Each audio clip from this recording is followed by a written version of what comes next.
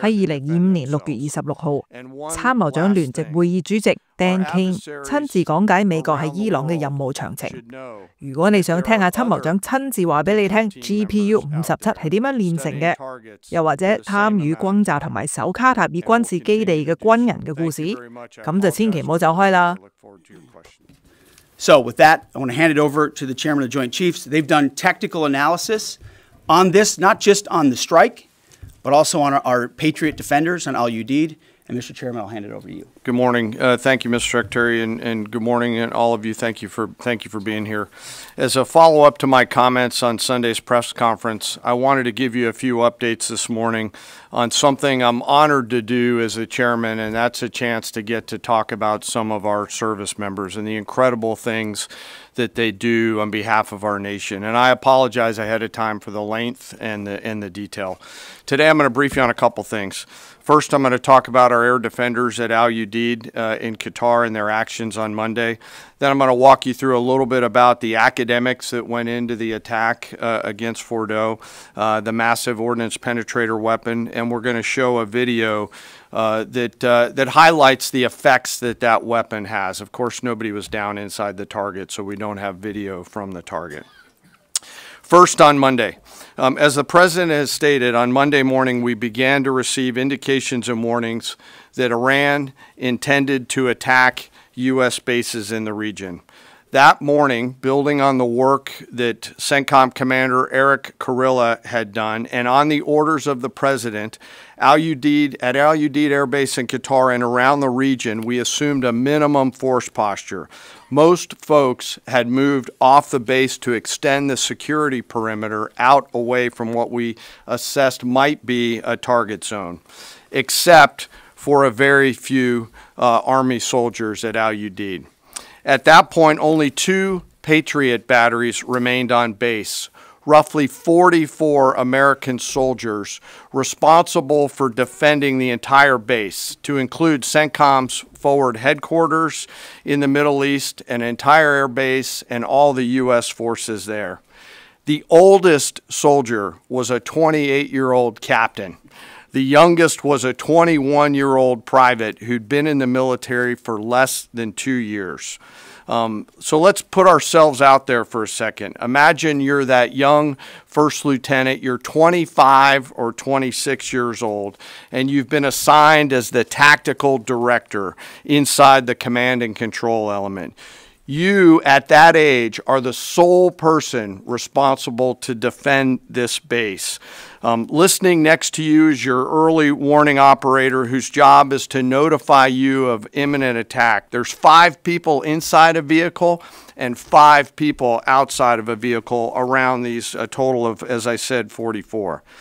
By the way, you've sat in the Middle East for years, deployed over and over again, extended multiple times, always being prepared, but unsure of when that particular day will come that you must execute your mission and not fail at doing it. In this case, these Patriot crews were deployed from Korea and Japan as part of our U.S. forces there to ensure that we had the most capable missiles in the CENTCOM area of responsibility. As the day continues, you start to hear more and more chatter in the information space about a pending attack. And as the sun starts to set in the west, you get orders from your higher headquarters to make sure that your missile batteries are pointed to the north. There are just a few other teammates. It's hot, you're getting nervous, and you expect an attack. Outside of those Patriot vehicles, your hot crew, which is 1 NCO and 4 additional soldiers, turns a key and relinquishes control of those missiles to that young lieutenant inside the vehicle, and you wait. You know that you're going to have approximately 2 minutes, 120 seconds to either succeed or fail. And then at approximately 12:30 p.m. on Monday, that's 7:30 p.m. in Qatar, as the sun sets in the west, Iran attacks. As the targets were detected, round after round of Patriot missiles are ejected from their canisters by an initial launch charge. Then the main solid rocket motor ignites. You can feel this in your body if you've ever been around a Patriot taking a shot. And round after round goes out and guides against those missiles coming inbound. We believe that this is the largest single Patriot engagement in U.S. military history. And we were joined in this engagement by the Qatari Patriot crews. I'm not going to tell you how many rounds were shot, but it was a bunch because of classified purposes. And we're aware that there's reports of something getting through. What we do know is there was a lot of metal flying around. Between attacking missiles being hit by Patriots, boosters from attacking missiles being hit by Patriots, the Patriots themselves flying around, and the debris from those Patriots hitting the ground, there was a lot of metal flying around. And yet our U.S. air defenders had only seconds to make complex decisions with strategic impact. These awesome humans, along with their Qatari brothers and sisters in arms, stood between a salvo of Iranian missiles and the safety of Al Udeid. They are the unsung heroes of the 21st century United States Army. And I know a lot of you have seen the videos online and the excitement as those Patriots departed their launchers and went up and guided. This really demonstrates the combat capability and capacity of our Army air defenders. Simply stated, they absolutely crushed it. If you'd flip this over, thanks. Let me next move to a walkthrough of the GBU-57 massive ordnance penetrator weapon and share a little bit about the planners who did this and their work on the weapon. First, let me set the stage for you. There's an organization in the U.S. called the Defense Threat Reduction Agency, DTRA. DTRA does a lot of things for our nation, but DTRA is the world's leading expert on deeply buried underground targets. In 2009, a Defense Threat Reduction Agency officer was brought into a vault at an undisclosed location and briefed on something going on in Iran. For security purposes, I'm not going to share his name. He was shown some photos and some highly classified intelligence of what looked like a major construction project in the mountains of Iran. He was tasked to study this facility, work with the intelligence community to understand it, and he was soon joined by an additional teammate. For more than 15 years, this officer and his teammate lived and breathed this single target, Fordo, a critical element of Iran's covert nuclear weapons program.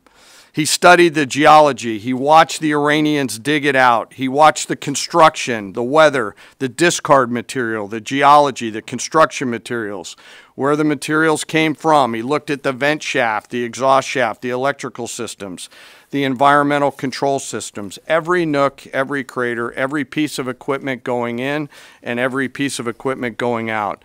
They literally dreamed about this target at night when they slept. They thought about it driving back and forth to work, and they knew from the very first days what this was for. You do not build a multi-layered underground bunker complex with centrifuges and other equipment in a mountain for any peaceful purpose. They weren't able to discuss this with their family, their wives, their kids, their friends, but they just kept grinding it out. And along the way, they realized we did not have a weapon that could adequately strike and kill this target. So they began a journey to work with industry and other tacticians to develop the GBU-57. They tested it over and over again, tried different options, tried more after that. They accomplished hundreds of test shots and dropped many full-scale weapons against extremely realistic targets for a single purpose: kill this target at the time and place of our nation's choosing. And then, on a day in June of 2025, more than 15 years after they started their life's work, the phone rang and the President of the United States ordered the B-2 force that you've supported to go strike and kill this target. Yesterday, I had the incredible honor and privilege of spending time with these two Defense Threat Reduction Agency officers who've given so much. One of them said, quote, "I can't even get my head around this. My heart is so filled with the pride of being a part of this team. I am so honored to be a part of this." To you both, thank you, and thank you to your families. Operation Midnight Hammer was the culmination of those 15 years of incredible work. The air crews, the tanker crews, the weapons crews that built the weapons, the load crews that loaded it.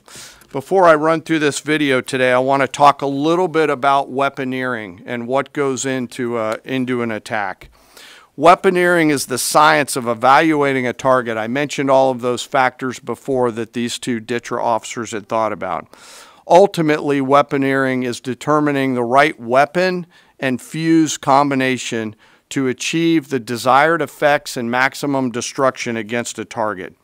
In the case of Fordo, the DTRA team understood with a high degree of confidence the elements of the target required to kill its functions, and the weapons were designed, planned, and delivered to ensure that they achieve the effects in the mission space. By the way, in the beginning of its development, we had so many PhDs working on the MOP program, doing modeling and simulation, that we were quietly and in a secret way the biggest users of supercomputer hours within the United States of America. So let me talk about the graphic a little bit. And the GBU-57, which all of you I know is a 30,000 pound weapon dropped only by the B-2. It's comprised of steel, explosive, and a fuse, programmed bespokely each weapon to achieve a particular effect inside the target. Each weapon had a unique desired impact angle, arrival, final heading, and a fuse setting. The fuse is effectively what tells the bomb when to function. A longer delay in a fuse, the deeper the weapon will penetrate and drive into the target. So on Fordo, in June of 2008, you can see these three holes. Depicted here is the main exhaust shaft with two additional ventilation shafts on either side. The United States decided to strike these two ventilation shafts, seen here on the main graphic, as the primary point of entry into the mission space. In the days preceding the attack against Fordo, the Iranians attempted to cover the shafts with concrete to try to prevent an attack. I won't share the specific dimensions of the concrete cap, but you should know that we know what the dimensions of those concrete caps were. The planners had to account for this. They accounted for everything. The cap was forcibly removed by the first weapon, and the main shaft was uncovered. Weapons 2, 3, 4, 5 were tasked to enter the main shaft, move down into the complex at greater than 1,000 feet per second, and explode in the mission space. Weapon number 6 was designed on each side, so there were 6 on each side. Weapons number 6 was designed as a flex weapon to allow us to cover if one of the preceding jets or one of the preceding weapons did not work. The video I'm about to show you is a culmination of over 15 years of development and testing. As I said, hundreds of test shots on various models. This is one weapon. So if you take a view of this as 5 additionals, you'll get a sense of what this looks like. Hopefully you can see it and there's not too much reflection. Tom runs our videos out there. We'll run it at full speed so you can see it and then go back through it. Go ahead, Tom.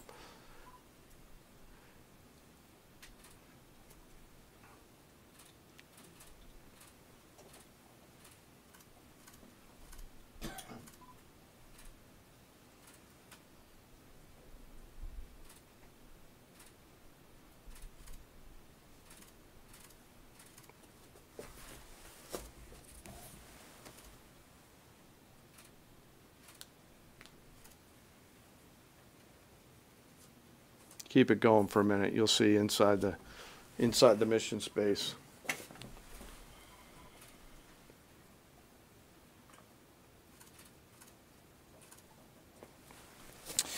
Unlike a normal surface bomb, you won't see an impact crater because they're designed to deeply bury and then function. I know there's been a lot of questions about that. All 6 weapons at each vent at Fordo went exactly where they were intended to go. A bomb has 3 effects that causes damage: blast, fragmentation, and overpressure. In this case, the primary kill mechanism in the mission space was a mix of overpressure and blast, ripping through the open tunnels and destroying critical hardware. The majority of the damage we assessed based on our extensive modeling was a blast layer combined with the impulse extending from the shock. Imagine what this looks like 6 times over. A point that I want to make here: the Joint Force does not do BDA. By design, we don't grade our own homework. The intelligence community does. But here's what we know following the attacks and the strikes on Fordo. First, that the weapons were built, tested, and loaded properly. 2, the weapons were released on speed and on parameters. 3, the weapons all guided to their intended targets and to their intended aim points. 4, the weapons functioned as designed, meaning they exploded. And we know this through other means, intelligence means that we have, that were visibly, we were visibly able to see them. And we know that the trailing jets saw the first weapons function, and the pilots stated, quote, "This was the brightest explosion that I've ever seen. It literally looked like daylight." Let me now turn to the bomber crews themselves, give you a few details about them. The crews that attacked Fordo were from the active duty Air Force and the Missouri Air National Guard. The crews ranked from captain to colonel, and most were graduates of the Air Force Weapons School headquartered at Nellis Air Force Base in Nevada. I will state for the record that there is no beach volleyball or football at the Air Force Weapons School. They were male and female aviators on this mission. And a crew member told me when I talked to them on video the other day that this felt like the Super Bowl, the thousands of scientists, airmen, and maintainers all coming together. One last story about people. When the crews went to work on Friday, they kissed their loved ones goodbye, not knowing when or if they'd be home. Late on Saturday night, their families became aware of what was happening.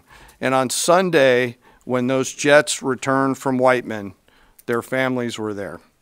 Flags flying and tears flowing. I have chills literally talking about this.